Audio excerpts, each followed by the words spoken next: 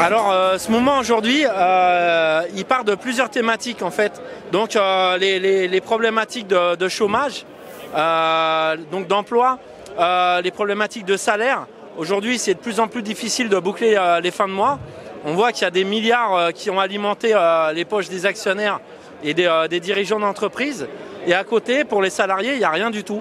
Donc voilà, et on est aussi là par rapport à la réforme chômage qui va vraiment impacter les plus pauvres, ceux qui se retrouvent écartés du monde du travail, et notamment en Savoie, les saisonniers, qui vont prendre de plein fouet les dernières mesures qui sont tombées au 1er octobre. Nous avons un mot d'ordre, donc des mots d'ordre qui sont au niveau national.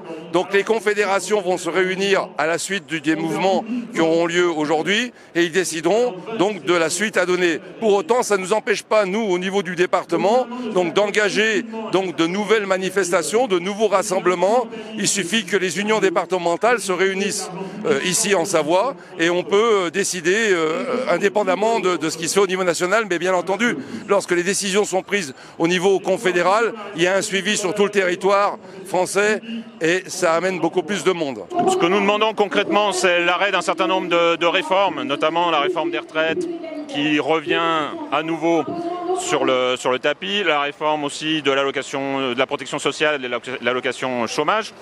Donc un certain nombre de réformes qui vont vers du moins-disant social, qui pénalise les salariés. Et nous, ce qu'on aimerait maintenant, c'est d'avoir d'autres perspectives du côté des salariés et d'essayer d'aller à nouveau vers du progrès social, vers quelque chose qui soit beaucoup plus positif pour tout le monde.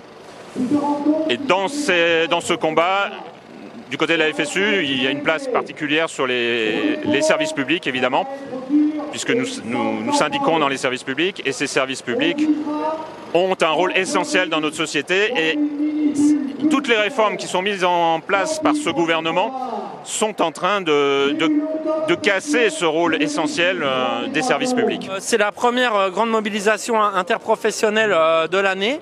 Ce qu'on attend, c'est déjà d'alerter sur la situation qui est de plus en plus dure. On voit que la crise du coronavirus, elle commence à impacter de plus en plus de monde au niveau de l'emploi, des salaires. Et voilà, notre objectif, c'est d'alerter et aussi de mobiliser pour essayer d'organiser les travailleurs pour se battre, notamment aussi pour maintenir nos droits comme la sécurité sociale, la retraite, le chômage, etc.